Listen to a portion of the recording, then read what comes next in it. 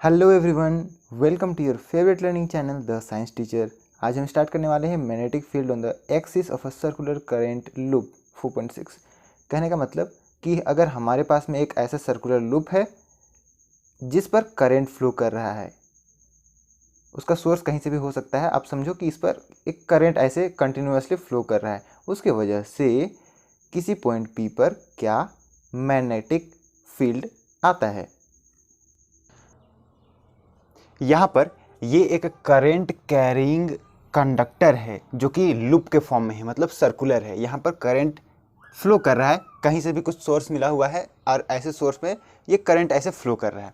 Alright, बस इतना आप ध्यान रखो, करंट ऐसे इस डायरेक्शन में पूरा ये फ्लो कर रहा है। यहाँ पर अगर हम मैग्नेटिक फील्ड कैलकुलेट करना चाहें किसी पोजीशन P पर जो कि इस सर्कल के एक्सिस पर है, वहाँ पर हम कैसे कैलकुलेट करेंगे, चलिए देखते हैं। यहाँ कुछ नोटेशन दिए हुए हैं, x डायरेक्शन, y डायरेक्शन और z डायरेक्शन। नोटेशन देने का मतलब ये है कि ये जो सर्कुलर आप देख सकते हो लूप, वो कुछ इस तरीके का है, ऐसे फेस किया हुआ है और यहाँ से ये निकला हुआ है x डायरेक्शन। ऑलराइट, हम उसी डायरेक्शन पर यहाँ पर कैलकुलेट करना चाहते हैं। अब इस जो सर्कुलर रिंग है जो कि कंडक्टिंग है, उसे हम छोटे छोटे टुकड़ों में हम डिवाइड कर देते हैं। इनफाइनाइट नंबर ऑफ टुकड़ों में हम उसे डिवाइड कर देते हैं, यानी कि जो टुकड़े हमें मिलेंगे वो इनफाइनाइटली स्मॉल भी होंगे, तो उसे हम मानते हैं DL।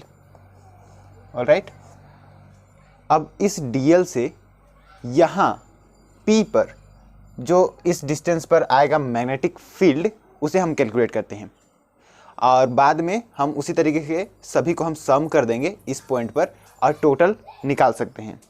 पिछले वाले जो सेशन है उस पर हम लोगों ने बायट-सेवर्ट लॉ में देखा हुआ था कि x और y एक ऐसे कंडक्टर थे और जिस पर हमने निकाला हुआ था कुछ डिस्टेंस पर मैग्नेटिक फील्ड, लेकिन वो हमने जो है स्मॉल लाइन एलिमेंट DL की वजह से बस निकाला हुआ था DB। यहाँ हमने टोटल कैलकुलेट नहीं किया हुआ था क्योंकि हमें नहीं पता था कि इसका एंडिंग कहाँ पर है। ऑलराइट, यहाँ हमें पता है कि ये एक सर्कल है, इसके अलावा और कहीं इस पर करंट फ्लो नहीं कर रहा है, तो हम यहाँ पर इसे फाइंड इजीली कर सकते हैं। यहाँ हम क्या करेंगे कि इस DL की वजह से इस पॉइंट P पर जो मैग्नेटिक फील्ड आएगा उसका, चलिए यहाँ पर सबसे पहले डायरेक्शन देखते हैं कैसा डायरेक्शन आएगा। यहाँ करंट फ्लो कर रहा है ऐसे, तो हम मैग्नेटिक फील्ड DB कैसे निकालते हैं, I इंटू यहाँ पर DL cross R cap, DL vector cross R cap divided by यहाँ पर जो भी है, अगर μ0/4 लगा दें तो यहाँ पर फिर R स्क्वायर, क्योंकि यहाँ पर R कैप है। अब यहाँ अगर हम उस तरीके का जो है इसे फॉर्मूला को लगाएं तो हमें जो मैग्नेटिक फील्ड का डायरेक्शन मिलेगा वो इस क्रॉस प्रोडक्ट से मिलता है।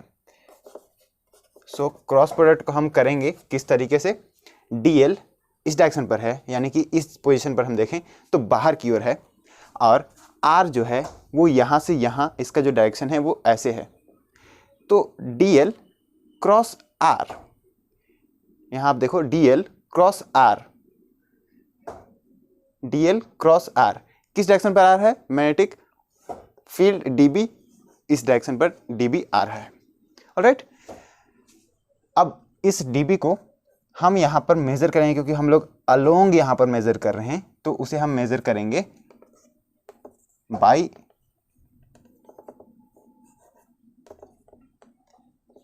Resolving this vector.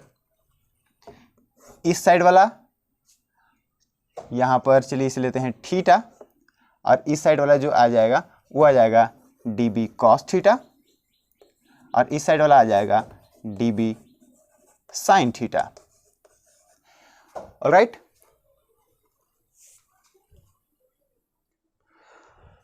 अब ये जो DB cos theta, DB sin theta है, इसे अभी हम यहाँ पर परपेंडिकुलर और पैरेलल जो है DB perpendicular and DB parallel से डिनोट करते हैं। चलिए मान के चलते हैं कि यहाँ से यहाँ तक का डिस्टेंस स्मॉल x है। अब हम रिलेट करने वाले हैं कि अगर ये सर्कुलर लूप पूरा है तो उस पूरे लूप की वजह से इस पोजीशन पर कितना आएगा। तो हम इस सर्कुलर लूप का जो रेडियस है उसे भी यहाँ पर रिलेट करेंगे, ताकि बड़ा रेडियस से यहाँ पर डिफरेंट मैग्नेटिक फील्ड आएगा और छोटा रेडियस से डिफरेंट। तो चलिए उसे रिलेट करते हैं। हमने अभी भी यहाँ पर फॉर्मूला देखा था, dB is equal to mu naught by 4 into यहाँ पर था हमारा I into DL cross R cap divided by R square. यहाँ आप देख सकते हो कि R स्क्वायर के जगह पर हम कुछ और भी लिख सकते हैं। ये R स्क्वायर अगर हम लिखना चाहें तो H स्क्वायर, इसे हम यहाँ पर लिख सकते हैं H square equal to P square plus B square, जैसा कि हमें पता है Pythagoras theorem, hypotenuse square equal to perpendicular square plus base square. तो हम यहाँ पर लगा सकते हैं इजीली। R स्क्वायर की जगह पर हम लिख सकते हैं R square plus X square. तो R स्क्वायर की जगह पर हम लिख देते हैं capital R square plus X square. Alright, ये क्लियर है। ये dB का हमने यहाँ पर फॉर्मूला निकाला। सो अब हमें पता चल गया है कि यहाँ पर मैग्नेटिक फील्ड कैसे हम कैलकुलेट कर पाते हैं। और ये मैग्नेटिक फील्ड हमें मिला बायोट-सेवर्ट लॉ का यूज़ करके, जो dB हमने निकाला हुआ था पिछले सेशन में, और जो भी मैंने आपको अभी बताया वो सभी इसी के अंदर में आ जाते हैं। ऑलराइट, साथ में हमने यहाँ पर नीचे में जो R स्क्वायर है, R क्यूब यहाँ पर लिखा हुआ है, R स्क्वायर भी हम लिख सकते हैं। ऊपर में अगर R ये मल्टीप्लाइड नहीं होता तो इसे हम यहाँ कर सकते हैं X square plus R square. हमने अभी ये भी देखा कि जो पैरेलल कंपोनेंट्स होते हैं वो ऐड हो जाते हैं, और जो परपेंडिकुलर कंपोनेंट्स हैं वो यहाँ पर नल रिजल्ट देते हैं। अब चलिए उसी पैरेलल वाले कंपोनेंट की ओर आते हैं। इसका जो कॉन्सेप्ट था हमारा, तो यहाँ पर जो dB साइन थीटा है और dB कॉस थीटा है, इसके बारे में थोड़ा सा यहाँ पर अभी बात करते हैं। यहाँ पर ये जो dB साइन थीटा है ये परपेंडिकुलर वाला है, x डायरेक्शन से के ये परपेंडिकुलर है, और dB जो पैरेलल वाला है वो x डायरेक्शन के पैरेलल है। जब हम यहाँ पर, ये तो हमने छोटा सा एलिमेंट के लिए निकाला हुआ था, सारे छोटे सारे एलिमेंट्स के लिए अगर हम निकालें तो यहाँ पर जो वैल्यू आता है वो कैसे आता है, चलिए यहाँ पर थोड़ा सा देखते हैं। मान के चलते हैं कि यहाँ इस dl के वजह से यहाँ हम निकालते हैं, तो यहाँ से यहाँ तक का जो डिस्टेंस है r सेम रहेगा, x भी सेम रहेगा और ये रेडियस भी सेम रहेगा। यहाँ पर चेंज क्या हो रहा है, वो dl का डायरेक्शन अभी ऐसे है, और यहाँ से यहाँ तक का जो रेडियस है उसका जो डायरेक्शन है वो भी यहाँ पर चेंज किया हुआ है। तो ऐसे है और रेडियस ऐसे है। तो यहाँ पर जो मैग्नेटिक फील्ड आएगा इस पोजीशन पर, तो वो आ जाएगा, इसे मैं यहाँ पर इरेज कर देता हूँ, और यहाँ पर मैं बताता हूँ आपको कि ये कुछ इस तरीके का आएगा। और क्योंकि ये जो है यूनिफॉर्म सर्कुलर लूप है, कहीं पर टेढ़ा मेढ़ा नहीं है, तो यहाँ तक जो मैग्नेटिक फील्ड पहुँच रहा है वो इसके मैग्नीट्यूड के इक्वल ही ये भी होगा। ऑलराइट, तो यहाँ आप देख सकते हो कि ये जो कंपोनेंट है ये इसे कैंसिल कर दे रहा है, और यहाँ पर ये जो कंपोनेंट आएगा, इसके वजह से यहाँ एक कंपोनेंट आया हुआ था जो कि d पैरेलल था, जो कि dB cos थीटा था। यहाँ पर dB cos थीटा, तो ये जो साइन थीटा और साइन थीटा वाला है ये कैंसिल हो जाएगा, और dB cos थीटा और cos थीटा वाला एड अप हो जाएगा। उसी तरीके से जितने भी यहाँ पर हैं उन सभी को अगर हम निकालें, सभी से अगर हम यहाँ पर ये खींच कर निकालें, तो लास्ट में क्या होगा कि जो भी यहाँ पर परपेंडिकुलर वाले हैं वो सभी यहाँ पर कैंसल आउट हो जाएंगे, और जो पैरेलल वाला है कंपोनेंट वो ऐड हो जाएगा। ऑलराइट, चलिए यहाँ पर हम फिर फॉर्मूले पर आते हैं। फॉर्मूला था म्यू नॉट बाई 4 यहाँ पर dB के बात मैं कर रहा हूँ, और यहाँ हम लिख सकते हैं I इंटू DL, और R को मैं यहाँ पर छोड़ दे रहा हूँ, R स्क्वायर, और यहाँ पर आ जाएगा आपका DL क्रॉस R करेंगे तो यहाँ पर cos थीटा आ जाएगा। क्लियर है? नहीं है? फिर से मैं बताता हूँ। यहाँ पर जैसे DL है, DL वेक्टर क्रॉस R, चलिए वेक्टर ही लिख लेते हैं, इसे हम यहाँ पर क्यूब लिख लेते हैं। ऑलराइट, तो ये हो जाएगा हमारा DL cross R, I DL R cos theta, divided by R cube. तो यहाँ पर आर क्यूब और आर ये कैंसिल हो जाएगा, तो ये आर स्क्वायर हो जाएगा और ये आर यहाँ पर हट जाएगा, तो I D L cos theta आ जाएगा।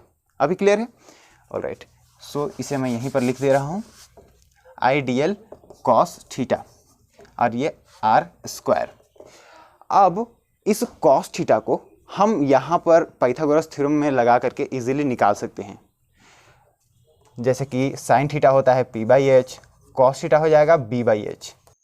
तो अब हम cos theta equals to B by H वाले फॉर्मूला का यूज करके यहाँ पर निकालेंगे कॉस थीटा का वैल्यू कितना आता है। चलिए फिगर पर देखिए, यहाँ जो थीटा है वो है डी एल क्रॉस आर, तो यहाँ पर जो थीटा आएगा उसे हम यहाँ लिखते हैं। तो बेस हमारा हो गया आर और जो हाइपोटेन्यूस है वो है आर, मतलब स्मॉल आर।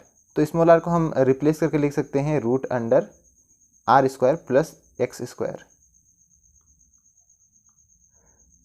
तो यहाँ पर अगर उसी फॉर्मूला का यूज करें तो हमें मिल जाएगा R divide by R square plus X square, जो कि रूट के अंदर में। तो रूट के लिए हम 1/2 बाहर में, उसके ब्रैकेट के बाहर में हम यहाँ पर कर सकते हैं।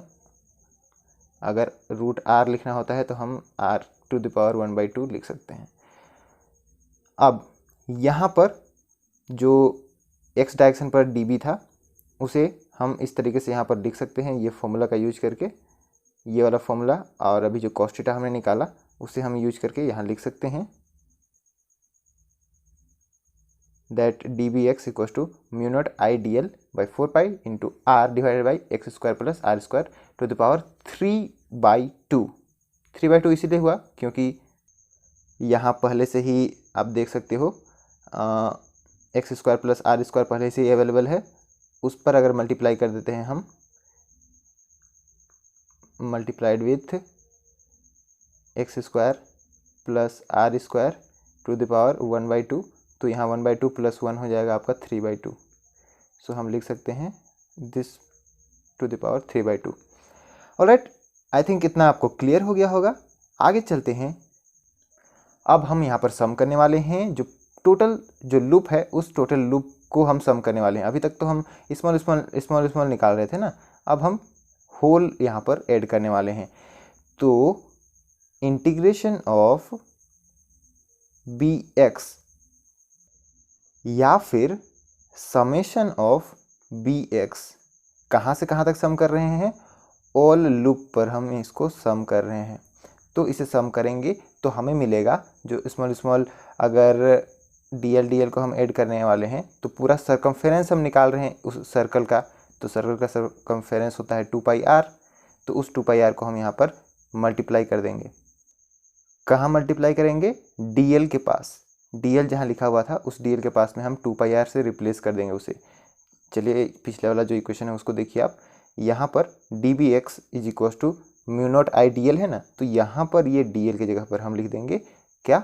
2πr capital R. तो यहाँ पर नीचे में पाई और ऊपर में पाई कैंसिल हो गया, और 2 है तो नीचे वाला को ये 2 कर देता है। ऑलराइट, और ये आर मिल करके यहाँ पर बना लेंगे आर स्क्वायर। सो हमें ये यहाँ पर मिलता है equation B equals to mu naught I R square divided by 2 X square plus R square 3/2। Pi यहाँ पर कैंसिल हो चुका है और 2 से वो 4 कट करके 2 आ गया है। और इसका डायरेक्शन था आर कैप, लेकिन अभी हम सिर्फ एक्स डायरेक्शन की बात कर रहे हैं, तो एक्स डायरेक्शन के लिए हम लिख सकते हैं आई कैप, जो कि हमें सिर्फ और सिर्फ एक्स डायरेक्शन वाले को रिप्रेजेंट करना होता है। तो बी एक्स हमें मिलेगा एक्स डायरेक्शन पर ही मिलेगा, क्योंकि जो सर्कुलर लूप हमने फॉर्म किया था उसका मिडिल ये एक्स डायरेक्शन पर जाता है, एक्स एक्सिस पर जाता है, और ये जो है वाई और जेड एक्सिस को ये कट करता है, ये क्रॉस करता है, और इसके जो परपेंडिकुलर वाला है वो है एक्स। तो हमने इस पॉइंट पर मेज़र किया हुआ है, ये पॉइंट पर जो मैग्नेटिक फील्ड आएगा बी, उसका वैल्यू इतना, ये जो इक्वेशन है उससे हमें निकाल सकते हैं। अगर यहाँ पर जो मैग्नेटिक फील्ड है वो हम इस सेंटर पर कैलकुलेट करना चाहें तो सेंटर पर कितना आएगा? सेंटर पर हम कैलकुलेट करेंगे तो यहाँ पर जो x का वैल्यू है इस इक्वेशन पे, वो x का वैल्यू यहाँ पर 0 हो जाएगा। तो 0 होने से क्या होगा? हमें मिलेगा यहाँ 2 और उससे अंदर में मल्टीप्लाई किया हुआ होगा आर स्क्वायर, जिसको मल्टीप्लाई उसका जो पावर है उस पावर में हो जाएगा इंटू 3/2। तो यहाँ पर पावर में अगर 2 कैंसिल कर देते हैं तो आर क्यूब बचता है, यानी कि नीचे के साइड में हमें मिलेगा 2r क्यूब और ऊपर में है आर स्क्वायर, तो उस आर क्यूब को आर स्क्वायर हटा करके 2r बना देगा और म्यू नॉट आई यहाँ पर सेम है और ये आई डायरेक्शन पर ही होगा। इसका जो मैग्नेटिक फील्ड यहाँ पर आएगा निकल करके, इसका डायरेक्शन भी जो है एक्स एक्सिस के डायरेक्शन पर होगा। अब इस मैग्नेटिक फील्ड का अगर डायरेक्शन की बात करें तो डायरेक्शन हम इजीली निकाल सकते हैं। कैसे? राइट हैंड से। हमारे राइट हैंड को, जैसे कि ये एक सर्कुलर लूप है, तो हम अपने राइट हैंड को करंट के डायरेक्शन पर मान के चलते हैं। करंट का डायरेक्शन ये है, तो यहाँ पर आकर के इसका डायरेक्शन ये हो गया, यहाँ पर इसका डायरेक्शन ये हो गया। ऑलराइट, तो हम अपने अंगुलियों को, जो थंब है उसे करंट के डायरेक्शन पर रखेंगे और अंगुली को ऐसे कर्ल करेंगे। तो जिस डायरेक्शन पर हम अंगुली कर्ल कर रहे हैं उस डायरेक्शन पर यहाँ पर आ जाएगा मैग्नेटिक फील्ड। यहाँ पर कैसे आएगा? इस डायरेक्शन पर, यानी कि यहाँ से निकल रहा है और यहाँ पर एंटर कर रहा है, यहाँ से निकल रहा है, यहाँ एंटर कर रहा है, ऐसे। ऑलराइट, यहाँ पर भी क्या होगा? जो करंट है वो नीचे की ओर है और अंगुली को कर्ल करेंगे तो ये इस डायरेक्शन पर आएगा। यहाँ पर क्या हो रहा है? अंगुली को हम ऐसे कर रहे हैं तो अंगुली अंदर की ओर कर्ल हो रहा है, तो यहाँ पर वो एंटर करेगा और यहाँ से वो बाहर निकलेगा। ऑलराइट, और ये फिर से ऐसे लूप बनाएगा, लेकिन अंदर वहाँ से जाएगा और यहाँ से ऐसे आएगा। और यहाँ क्या हो रहा था? यहाँ से बाहर आ रहा था, यानी डॉट यहाँ पर और क्रॉस यहाँ पर। ऑलराइट, सो बाहर में जो भी आएगा वो आपको क्रॉस मिल जाएगा और अंदर वाला जो है वो आपको डॉट मिलेगा। ऑलवेज, अगर करंट इस डायरेक्शन पर फ्लो कर रहा है तो। अगर करंट इस डायरेक्शन पर फ्लो नहीं कर रहा है, अगर इसका रिवर्स डायरेक्शन हो गया, यानी करंट ऐसे फ्लो कर रहा है, तो करंट ऐसे ऐसे क्रॉस होगा, तो यहाँ पर अंदर में क्रॉस आ जाएगा। ऑलराइट, और बीच पर कैसा होगा उसे हमने देख लिया कि सभी ओर से जो है इसके कंपोनेंट्स आएंगे और जो परपेंडिकुलर वाले कंपोनेंट है वो कैंसिल आउट हो जाएंगे और जो पैरेलल वाले कंपोनेंट है वो निकल जाएगा यहाँ पर बाहर। तो इसका डायरेक्शन कुछ इस तरीके का होगा और यहाँ पर फिर उसी तरीके से ये कर्ल हो जाएगा। तो यहाँ मैंने जो भी आपको बताया कि ऐसे सर्कल पर यहाँ से ऐसे निकल करके बाहर में आएगा, तो उसे अगर हम इस वे में रिप्रेजेंट करना चाहें 3D वे में, तो हम यहाँ पर बोल सकते हैं कि यहाँ से जो निकल कर आएगा वो वापस इसी तरीके से यहाँ पर इस तरीके से लूप फॉर्म कर सकता है। तो यहाँ से बाहर आने का मतलब ये हुआ कि ये अंदर में जाकर के ये इस तरीके का लूप फॉर्म कर सकता है। तो सभी जगह ये करेगा। बाहर में भी अगर ये यहाँ निकल रहा है, ये वाला जो अगर आप देख सकते हो, तो ये भी आगे जाकर कहीं ना कहीं लूप फॉर्म करेगा ही करेगा। ये वाला भी इस तरीके से लूप फॉर्म करेगा और ये स्ट्रेट वाला जो है वो इन्फिनिटी पर जा कर के, ये भी इन्फिनिटी पर जा कर के, क्योंकि ये बिल्कुल स्ट्रेट है तो इसका भी इन्फिनिटी पर जा कर के लूप कंप्लीट होगा, इसका भी कहीं ना कहीं जाकर के लूप कंप्लीट होगा। तो हमने मैग्नेटिक फील्ड पर मोस्ट ऑफ द केस में हमने यही देखा हुआ है। अगर हमारे पास मैग्नेटिक बार भी है तो उसका जो मैग्नेटिक फील्ड लाइंस बनते हैं वो कुछ इस तरीके से बनते हैं और बीच से जो गया हुआ है वो बहुत ही दूर जा कर के फिर वापस आता है।